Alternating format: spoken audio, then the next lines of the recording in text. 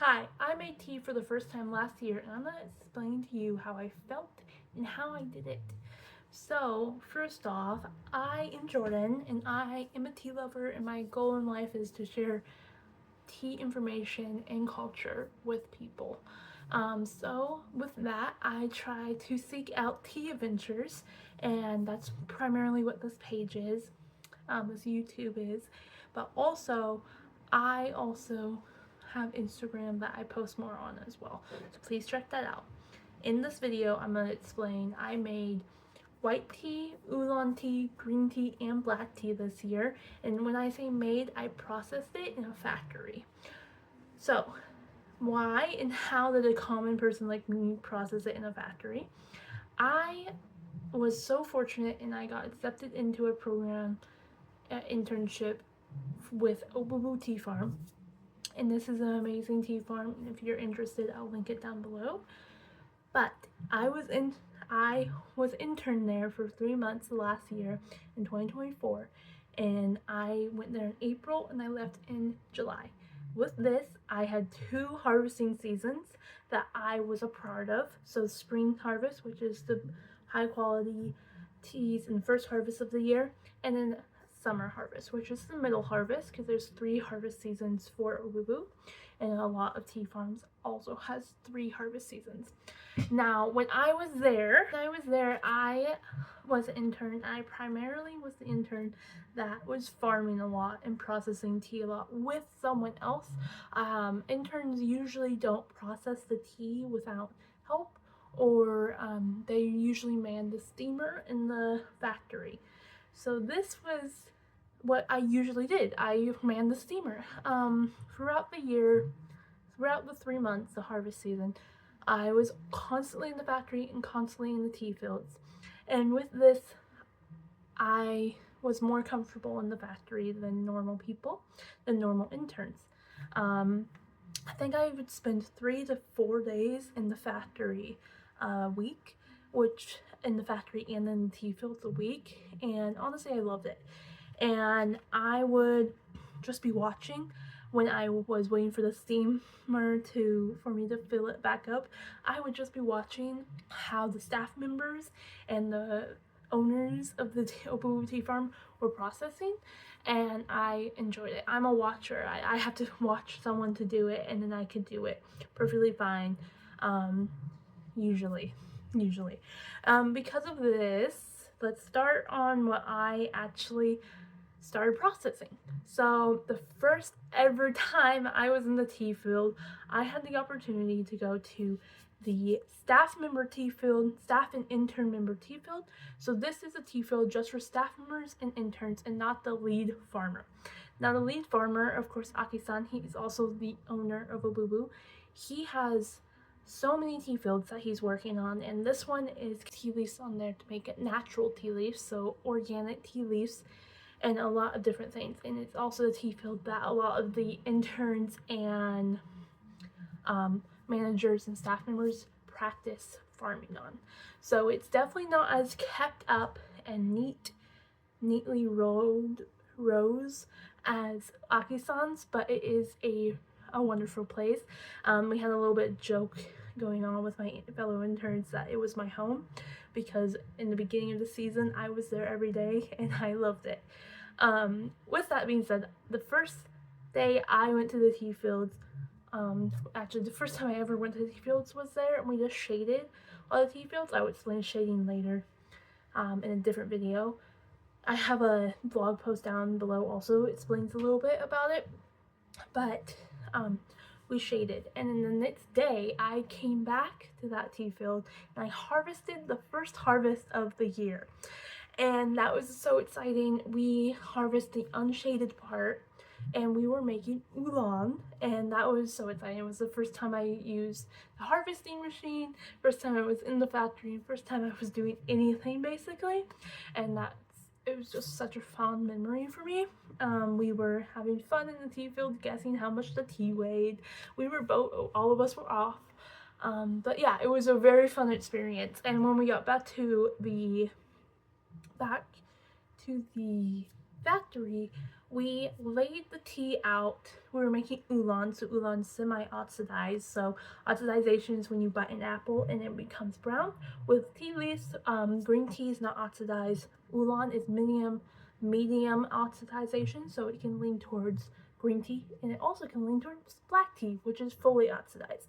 Now, it also, if you look at leaves, oolong has a caramely looking leaves usually, or lightly green, green spotted, stuff like that, because it's not fully the black tea there. But with that being said, they could be 10% and it could be 70% oxidized. So it's a very big variety. The ones we were making were kind of in the middle to the end of oxidization. Now, we were making oolong. We laid it out in the outside on tarps, tea tarps, to let it wither a little bit. It was sunny that day, and then we picked through and sorted sticks and stuff out like that. And then we put it inside, and we had a machine that would spin around and around. And I was learning this the entire way. So after this, after we made the oolong for the company, I personally really wanted to make my own. So I made one. We usually call these pocket teas at Obubu because what we do is we pick the tea by hand and put it in our pocket when we're in our tea fields. So that's either on the tea tour we would do this, or if farming we would do this, or something like that when we're in the tea fields, but we're not there to pick for our teas, but we are picking to put them in our pockets for later on, and we call them pocket teas. And I made my first pocket tea, and it was actually, I've only made 2 pocket teas because I was so busy with other projects, but pocket tea is usually an oolong type tea because it does wither in that pocket. So I made an oolong, and it was very earthy. Now how I did it was I put it in a small basket. It wasn't a big batch, it was like a handful. Put it in a basket for overnight, and then the next day I mixed it around, and I kind of forgot about it for a couple days. And that, not a couple days, like I forgot about it that day. And then that night I was like, oh, I probably should roast these or pan fry them to stop oxidization, because you heat them up very hot and it stops oxidization. That's why we steam stuff. Again, different video, but I pan fried most of my teas. Anyways, we stop oxidization. Usually it's either steaming or pan fried, and sometimes with black teas or oolongs we would use the oven to pan fry, or the furnace that we dry the tea with to stop oxidization. Now with this one, I pan fried, and it had a smokier flavor because it was my first time pan frying.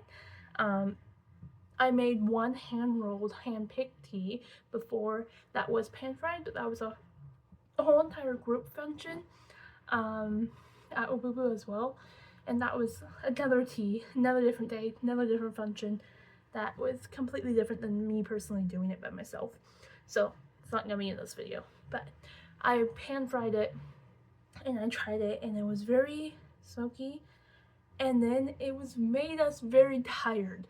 I remember this, me and my friend tried it, and we were both like, why are we both so tired now? And I have no clue why it made us tired. And we named it the sleepy tea because of this, and it was so interesting. It was just us trying it, so we couldn't, like, I don't think most people would have believed us if we were like, we made an oolong and it made us sleepy, or we were just really tired that day. I don't know what was going on, but we call it the sleepy tea, and it was very nice, and the whole entire practice was very fun to me. And because of this, because I found processing, and I also saw a lot of abandoned tea fields, which there's a whole nother reason tea fields are abandoned. I kind of touched base in a blog for Boo Boo. I did. So I will link it down below or right here so you can read it. But I did a project at Boo Boo where I compared abandoned and maintained tea. And with this, I made white tea. It's the easiest tea I made for sure. You probably are thinking, what's white tea? What's the difference? Anyways, what I did was I picked the tea leaves from the same field, and then one abandoned field was right beside it, so I picked that. Didn't know if they were the same cultivar or anything, so it was just eyeballing it. So hopefully they were the same cultivar, but probably not. And I picked them, brought them home, and I laid them out on a giant bamboo basket type thing to dry in the sun. I put them in a window to dry and on a giant sliding door because I didn't want to put them outside because we had monkeys and cats, and anyways, I didn't want to put them outside, so I left them inside, and I left them there for about 4 days, and I would go check on them, turn them around for 4 days. There was 2 batches, of course, and the maintain tea dried very quickly, but the abandoned tea took longer. The maintain tea was completely like ready at day 2. It took 2 more days for that, so I wanted them to be equally the same process, so I did it 4 days both. After that, after they were to that point where they were somewhat dry and they looked more like white tea, I hand fried them a little bit. Just in a hot pan, I put them in and then moved them around and then took them out. And it was a delicious white tea. Oh my goodness, it was so good. I kind of want it now. And I, unfortunately, since I was writing a blog post, I continuously was giving it to people to try to explain to me what flavors they were tasting, and also I was constantly drinking it because I was trying to figure out what flavors I was tasting and how the difference of the two were. So I don't have that white tea anymore, but it was delicious and I loved making it. It was so exciting, and this was the second tea I ever made by myself, and I loved it so much. Now, I wasn't planning on making any other teas at this point. I did not know the next 2 teas were coming up in my time there at Boo Boo. So one day I was farming all day, actually in the rain, and it was one of the it was probably the funnest farming day I had, one of them I had ever, and we were having so much fun in the rain, pouring down rain. We were laughing, joking around. We also went to one of my favorite tea fields called Prison. Now, it's called Prison because it's completely gated, so don't think it's in a prison or anything. Again, we love jokes and we love laughing, especially at the time. It just makes everything a lot easier and better when you're doing some hard work. Anyway, so I was tired. I was helping in the factory, cleaning the factory and preparing the tea leaves for later when the lead farmer comes and processes them, Aki-san. And one of the managers asked if I could actually, for a few hours, for 2 hours, I think, 1 hour, one of those two, to run the factory by myself because they had a meeting. And I was insane. I was shocked and nervous and excited at the same time. And I was like, sure. And they explained to me how to do it. I've been in the factory again every day. I'm constantly in the factory, so I knew somewhat how to do it, but I never knew the actual way to do it because I'm just watching. I'm not like doing it. Tea time. I'm also drinking Forest Glow from Obubu, and it's a giant cup. I know it is a teapot, and I'm actually going to work after this, so I need energy. So good. Anyways, so they were like, let me give you, we'll have one of the interns that has been here, it was his second internship, and he'll come down and help you. And then we have this volunteer, which I love as well. They're both amazing people, come and help you as well.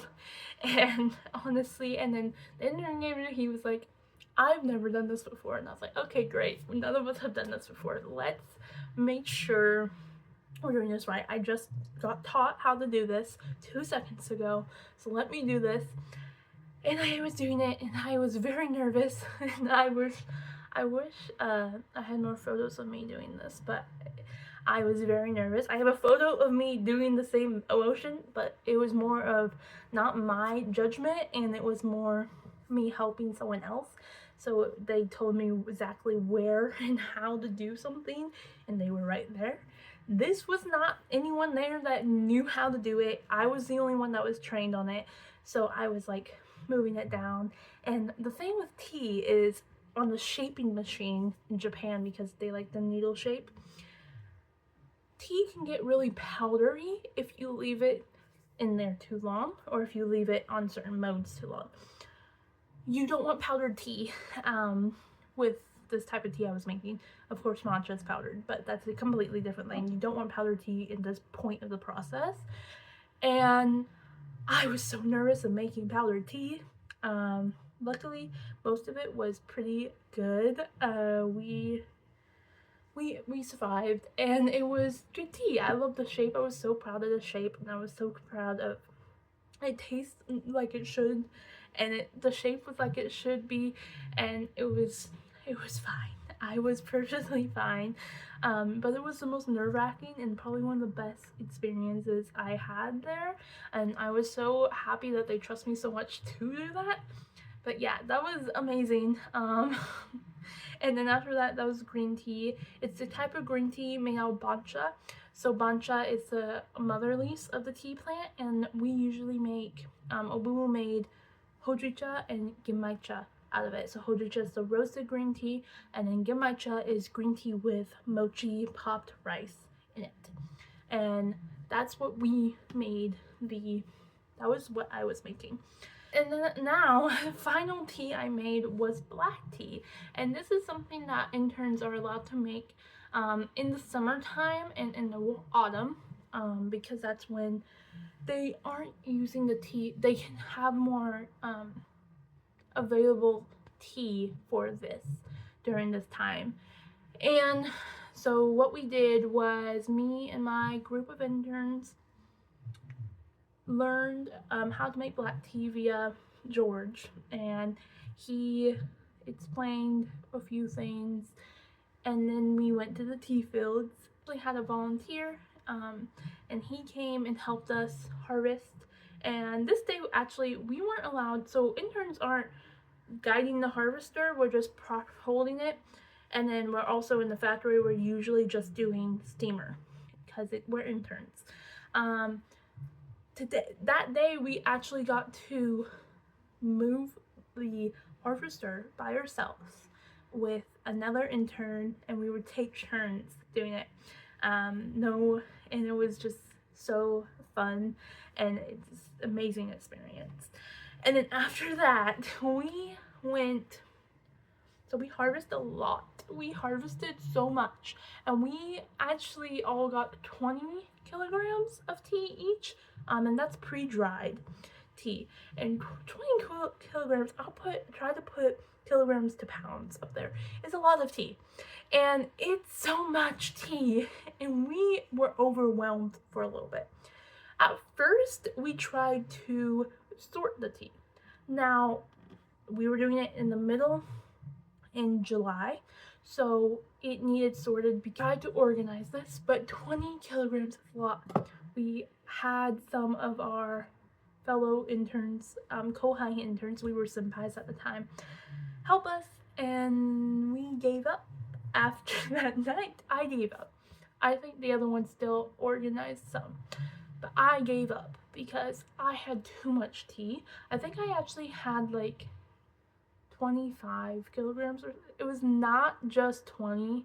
I have it written down, but I gave up. So I brought it upstairs, put it on a tarp. We have tea tarps specifically for tea withering.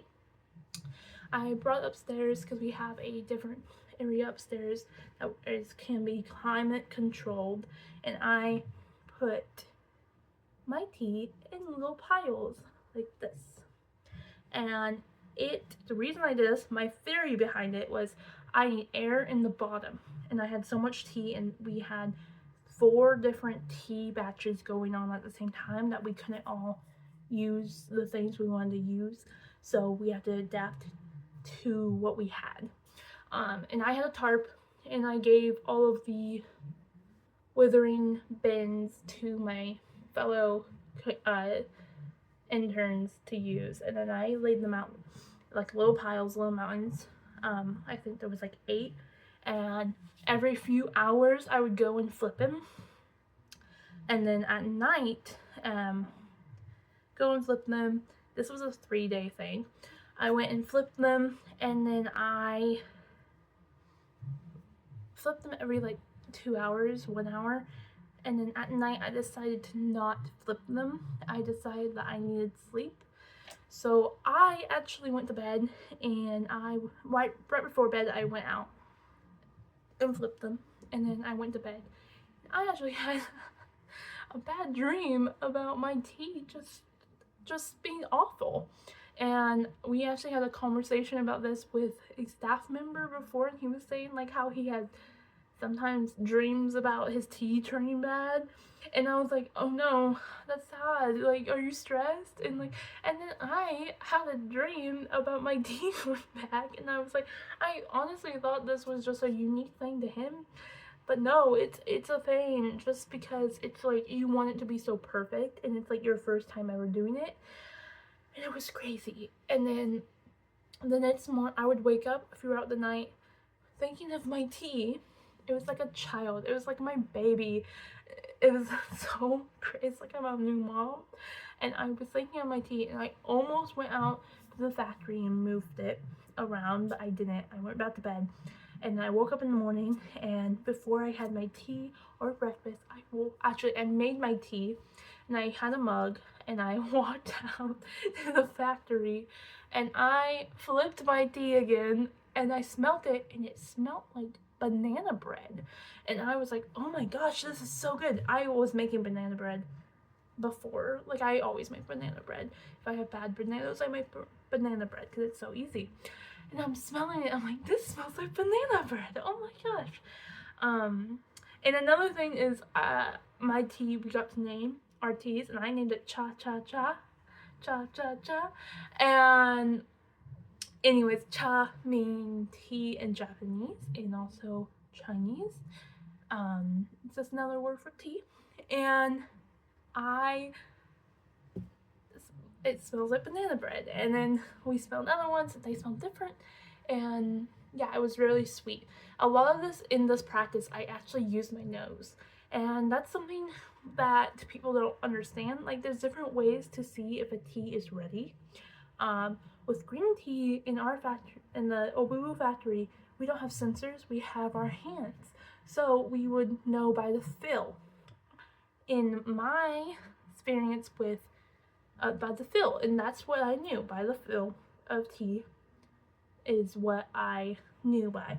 So with this experience, I was not necessarily trying to feel it, because I never made black tea, and I've never seen someone make black tea before, because again, you would only make it in the summer and autumn at Obubu, because that's when we had tea plants we could use black tea for, especially for interns. And so filling wasn't really happening.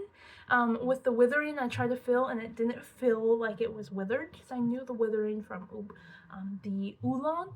But again, it was during rainy season when we were doing this, so it wasn't like sunny outside, so we couldn't put it outside for it to be sunny and for it to wither outside, so it was inside, indoors. I usually use fill, but this time I was using smell because I didn't know what. So it was also a suggestion that to use smell, just because you know, when they said you will know the smell when you want to heat it up or stop oxidization, dry it, whatever. So I was using smell this entire time, and I decided to move withered tea and rolling and shaping machine. We use it in the process, and it basically has something doing this on top of a thing with grids, and it's doing this. And what that does is it breaks down the cell's walls of the tea, and this is really important in practicing tea and making tea, because when you break down the cell's walls, the flavor enhances, and that's extremely important when you're making tea. If you aren't doing that, it's going to taste completely different. So the flavor enhanced, and it just filled the entire factory. I was doing this by myself. I was literally by myself in the factory. No one else was there. During this time, the staff members were also making black tea, and then three of us interns were making tea. And so I was the only one because everyone else went to lunch, and I was having a later lunch because I wanted to get this done so someone else can use it because we were all using it. And the entire factory smelled like banana bread. And what's funny is, because I skipped lunch, I didn't skip lunch, I would go eat it later. One of the staff members, Miracle from Obubu, came and brought me the banana bread I made the other night, because someone gave me bananas to make banana bread, and I was like, oh, thank you so much. And yeah, it was just a great. After I rolled it, I put them in giant baskets, and I learned this from I research tea a lot, and I read books, watch YouTube videos, read blogs all the time. So I learned this from a tribe in China, in the mountains, how they make tea and how they oxidize it, and they put it in baskets. And I was like, I'm gonna do this. So I found baskets that were used to be used for hand picking on people's backs, like backpacks. And I used this, and I put my tea in it after it was rolled, and I put it upstairs, and I covered it with a bamboo mat, and every 30 minutes I would flip them because the bottom would get so hot and the top was not warm at all. So I would flip them, and this made them so fragrant and so beautifully caramely colored, and it was just like a beautiful tea, and I enjoyed doing it. And I left them an entire day. I did this. I would flip them every few minutes, and I would be up in the factory on my computer doing some work, and then I would go and flip them, and I would be doing some work, and then I would go and flip them. Oh, it's lunchtime, let me go get my lunch and come eat in here, and then I will flip them. So I was with my tea so long, and we were all doing it. We were all with our teas, and then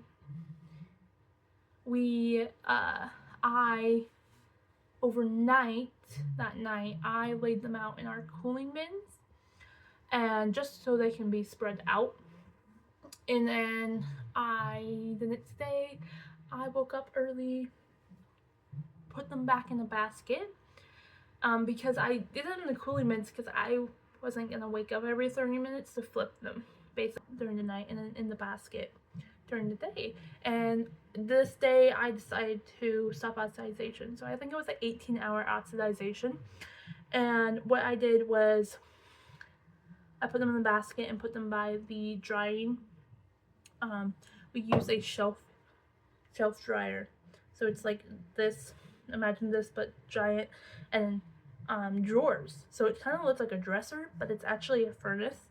And we use this so it's evenly done. You will pull out the drawer, flip your tea, put it back in, pull out the drawer, flip your tea, and then you can fill. And then they taught us how you fill, what your tea is supposed to feel like when it's done drying, because you need to have it to be 5%, because if you don't have it for 5% when it's drying, you will have mold if you package it, because there's still enough water to create mold in it. We don't want moldy tea. I know there's fermented teas, but like we weren't making fermented teas, we were making black teas. So after that, I went to the morning meeting, and then I was like, hey, can someone show me how to dry tea? So I had help with my good friend Amanda, and she helped me with the firing process, and we were both learning how to do this at this time, flipping the tea and stuff like that, and it was really fun. And then I was done. My tea was done, and I actually had way more tea than I expected. I gave Obubu 5 grams. I forget. I think I also got 5 kilograms, and I got 2 kilograms. I actually don't remember how much we both got. I got 5 bags of my tea. Let me grab it. 5 of these of my tea, and then Abu got like 2 ginormous bags that are bigger than me of my tea. And anyways, it was like very nice tea. And then that day I actually went up and me and George and some of the staff members tried my tea, and it was so sweet, like honey. It straight up tastes like you put honey in tea. It was so delicious. It was so amazing, and it was just a great tea. Right now I'm actually aging it a little bit to see if the taste changed. Last time I tried it, it didn't change. It was a little bit more dull for the sweetness, but it was still sweet. So yeah, we'll see. In July, it will be a year. So in July, I probably will try it on here and show you. But yeah, that's it. That's how I made 4 teas. White, oolong, green. Yeah, 4 teas. And I learned how to process. And with this processing, learning this made me enjoy tea so much more, because I saw how much of an effort and how much patience tea farmers have with tea, and how much like work it is to make a cup of tea. And honestly, I think this should show you, and it definitely showed me, to enjoy your tea more. Even if it's the worst tea you ever had, just remember someone made that. And it's amazing that someone can make that with anything that we process. So yeah, I hope this encouraged you to either visit a tea farm or enjoy your tea, or look up how processing is. I know. Enjoy your tea, and please comment down below if you have any questions, and subscribe. Bye, see you next time.